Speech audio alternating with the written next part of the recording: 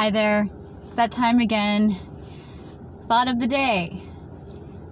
If you have a blended family, be sure to tighten your seatbelt and realize that sometimes schedules have to flip around because sometimes kids, especially as they get older and going into high school, middle school, they suddenly get very active.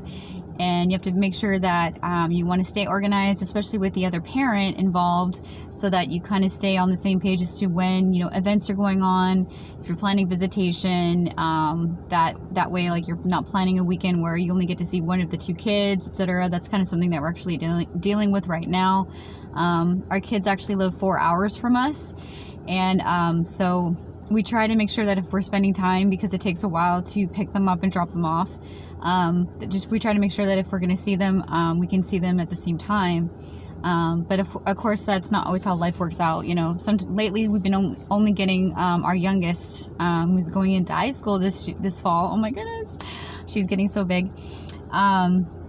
But just wanted to just give the thought of the day, just being that, if you're in a blended family, it's always good to try to be on the same page with the other parents, so that you kind of map out what the month's going to look like, so that there isn't any conflicts, so you're not trying to argue or fret over how are you going to get this done. I always say if you're married and you have a new spouse, always try to include them ahead of time.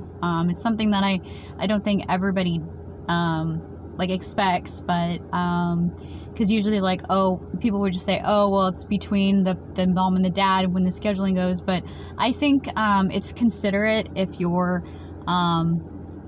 married to a new spouse, to always try to include them with the scheduling of the visitation of the kids on the weekends. I'm not sure, everybody has different methods of visiting, but we get our kids 2 weekends a month right now.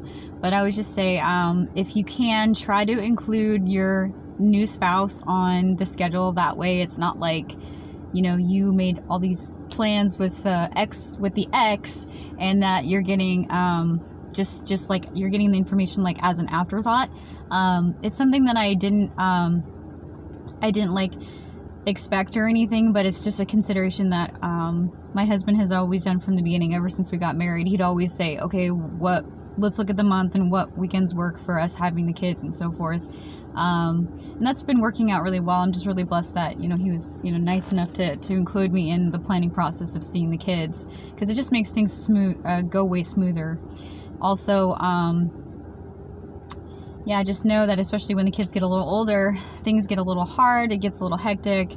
But I would just say, try to stay in a good place with the ex-spouse, so that the three of you can cumulatively kind of stay tuned in on what's going to be a good calendar, or what's going to be a good schedule for seeing and exchanging the children.